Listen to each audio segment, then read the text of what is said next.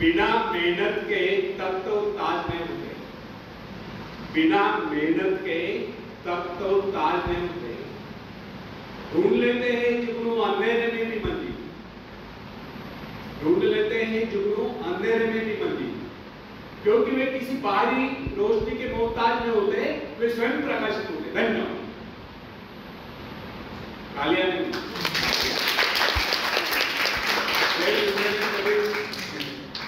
बोलने में तभी मजा आता है जब तालियां पड़ती है।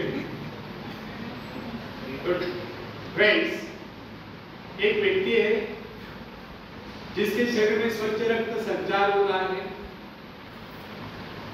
जिसके चौड़े कंधे हैं, सुंदर मजबूत दो हाथ है, जिसका वजन भी अच्छा है, जो सभी अंगों से युक्त तथा शरीर से चुस्त मस्त है।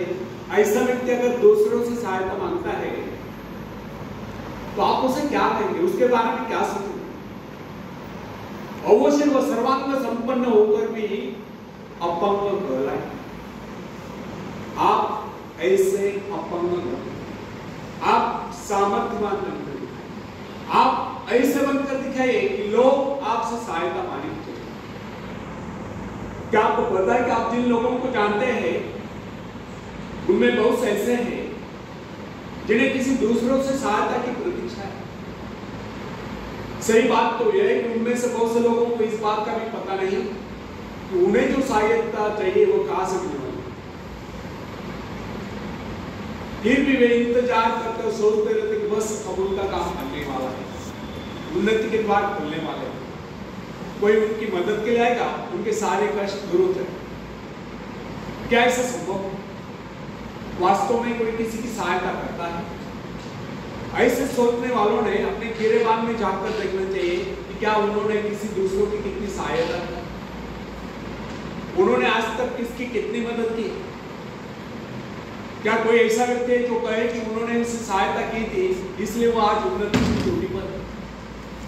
फ्रेंड्स, यदि आपने या उन्होंने किसी दूसरों की सहायता नहीं की तो फिर किसी दूसरों से सहायता की प्रतीक्षा करो। ऐसे लोग केवल अपने भूल के कारण आगे बढ़ने से लग जाते हैं। हर इंसान को चाहिए कि वो केवल अपने सहारे आगे बढ़े, लौटने के रास्ते से मुंह फेर कर बिना किसी के सहारे आगे बढ़ता जाए। आत्मनिर्भरता से तो मनुष्य की शक्ति आप वीरा रूप धारण करके प्रकट होती है। आत्मविश्वास सफलता की नींव है।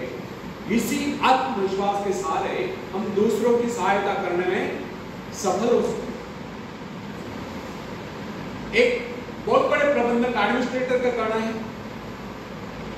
मैं अपने बेटे को ऐसी कंपनी नियुक्त करना चाहता हूं जहां उसे कठिनाइयों का सामना करना पड़ेगा, क्योंकि इससे उसकी सहन शक्ति और कुशलता विकसित।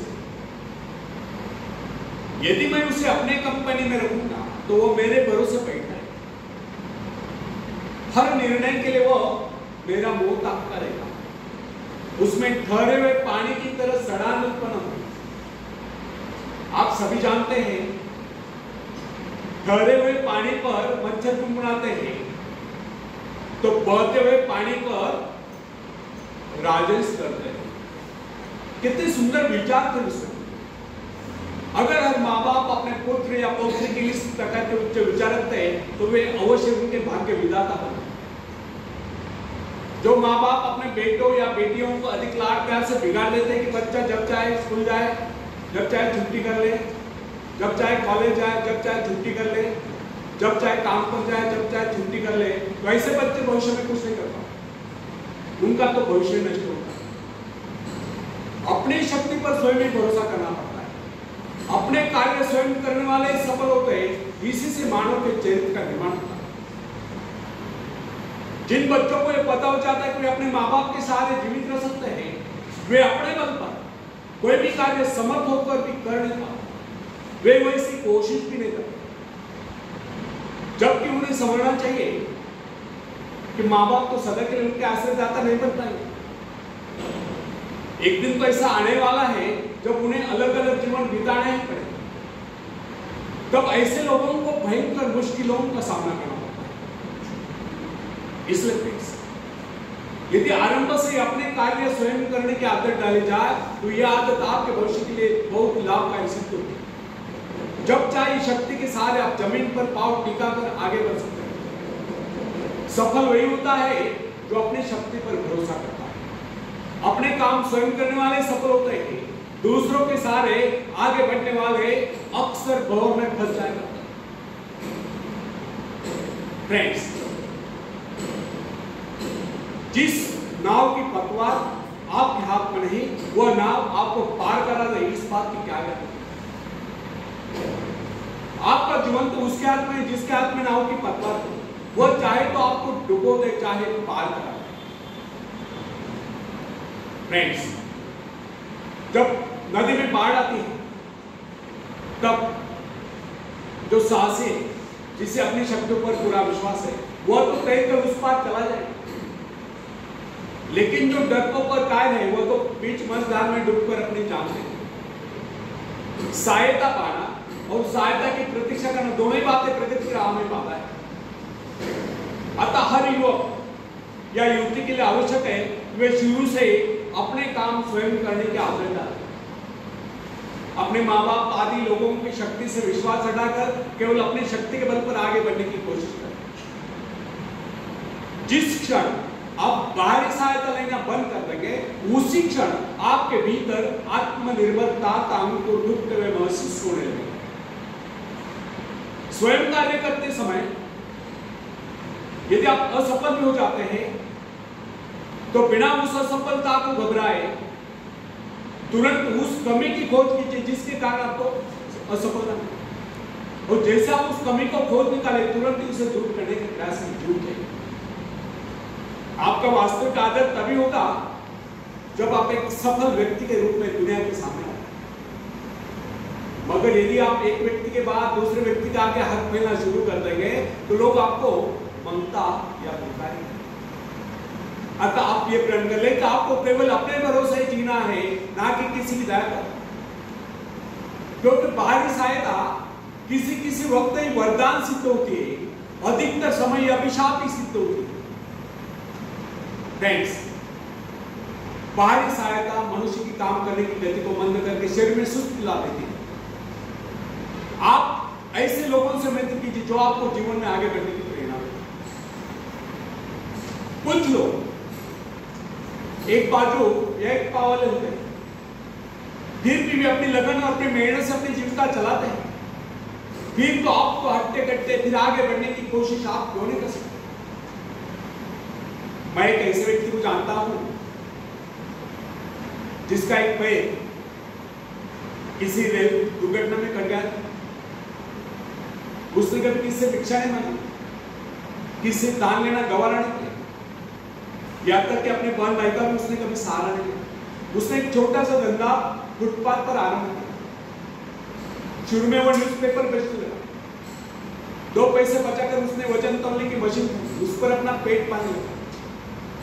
आज वही व्यक्ति उसी फुटपाथ के किनारे एक बहुमंजिला बिल्डिंग में न्यूज़पेपर स्टॉल लगाकर बैठा, साथ में जेरॉक्स सेंटर भी खोल रखा।